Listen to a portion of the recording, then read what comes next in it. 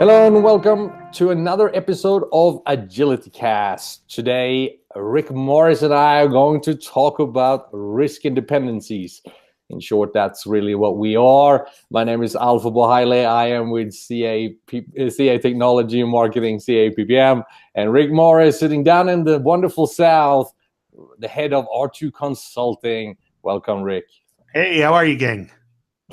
So let me ask you this, and I am guilty of this, having just come out some planning myself. Risks and dependencies, which might be one of the most important pillars of proper project and portfolio management, is always treated as an afterthought. It's something we go, oh yeah, that's right, we should put that in there too. Why is that? Well, I think it's naturally hard to think about it. I mean, I think when you first put together a plan, nobody really thinks about it going wrong. And from a human perspective, we don't think of it going wrong. So it's one of those things I think it's very difficult to get across. But also, a lot of people just don't realize it's even there. So I actually have something I call the 13th floor principle. So if you ever get into an elevator at a hotel, it goes from the 12th floor to the 14th floor, right? Because if we don't acknowledge the 13th floor doesn't exist, then it's not there. But, I've got news for you. The 14th floor is actually the 13th floor. And so I even had a sponsor tell me one time when we had a very, very big project that had to be done on time. She told me, Rick, this project has no risk because it must be done on time. and I love that quote, but that's the truth of how people think of risk. They think if we don't acknowledge it or if we don't plan for it, then it won't occur. Yeah. And what people don't realize that the impact can be quite tremendous, not only the risk itself, but not having a plan to get out of the hole if one would occur. You meet a lot of customers. What's some of the normal problems that occur if you don't plan properly for risk and dependencies? Well, I think if you look at IT like we're in, what you always see is that 3x to 5x cost post go live. I think that's what happens because we become so date driven that two things generally happen in every project. We compress testing and we compress training, which happens to be the two most important things to our user base. I mean, if you look at why we're rolling out a software product, it's to increase the usage and to increase the productivity of our users. But then let's not train them and let's not test the product and roll it out. But hey, we hit March 31st. Aren't we excited?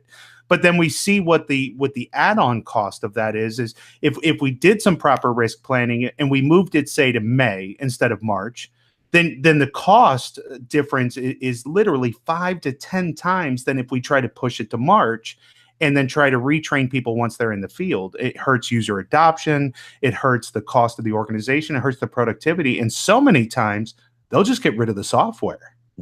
Yeah, no, I know. And those are big, big prices. 2-3 times the projected cost is something you talk your way out of. So it will have a big impact not on the project and the work you do, but on the PMO organization as a whole. So what can, a good PMO organization try to modernize, try to work this into their day-to-day operations? What can they do? Where do they start? Yeah, one of my big things that I promote is we do all these activities, but we don't do them well. So, for instance, we have a risk assessment. What I hate about a risk assessment is it comes out like a yellow or 4.87. You're like, thanks, but what do I do with that? It's not like I can get $20,000 extra or 3 weeks added to my plan because my risk assessment says it's a yellow.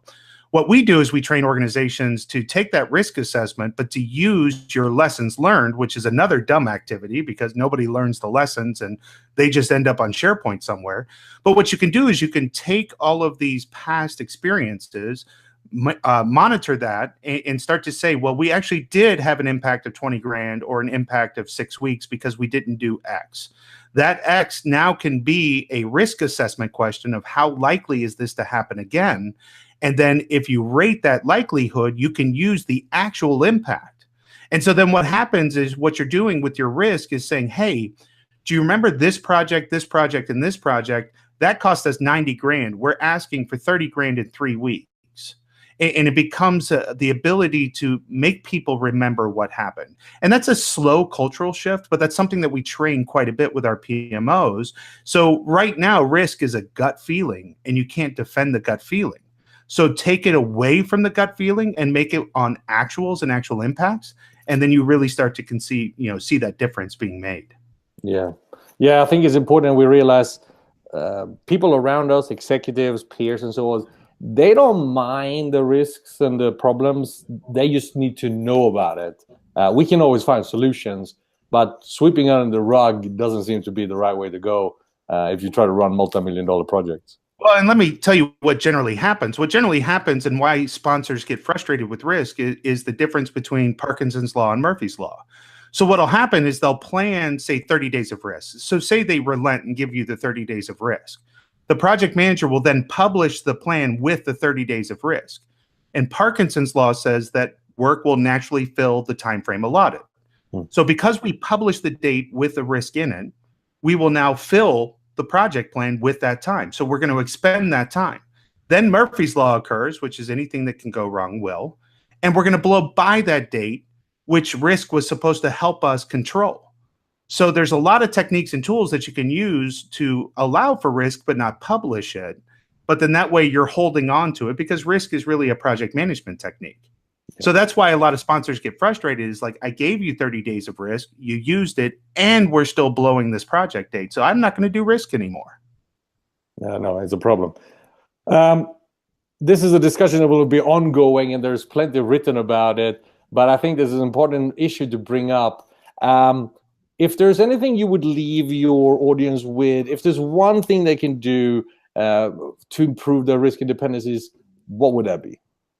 I would say right now is baseline your plan and document anything that's going up, past double digits, because that point you can start your documentation of those actual impacts, so that you can turn that into a risk assessment. So that if I'm a brand new project manager that's never managed a project for your organization, we're actually arming you with the things that will happen in this organization and not things that might happen. Very good. Well, now it's time for Rick's Corner, where he talks about apps, books, and new ideas. Well, and in this case, I am going to be self-serving, and I'll just be honest with you, but we just finished launching 3 new products on rickamorris.com. And one of those happens to be my favorite book, which is Project Management That Works. And what we're doing with this is we put together something that's never been done before for project managers. If you search in Google looking for mentorship, and I've talked a lot about the power of mentorship. The power of mentorship for me is been, just incredible over the last 3 or 4 years in the people that have invested into being my mentor. Well, when it comes to project management, you can go to PMI, you can go to all these different things, but that's all engineered about how to pass a test. What about the advice we just gave you around risk assessments, around Parkinson's law, Murphy's law?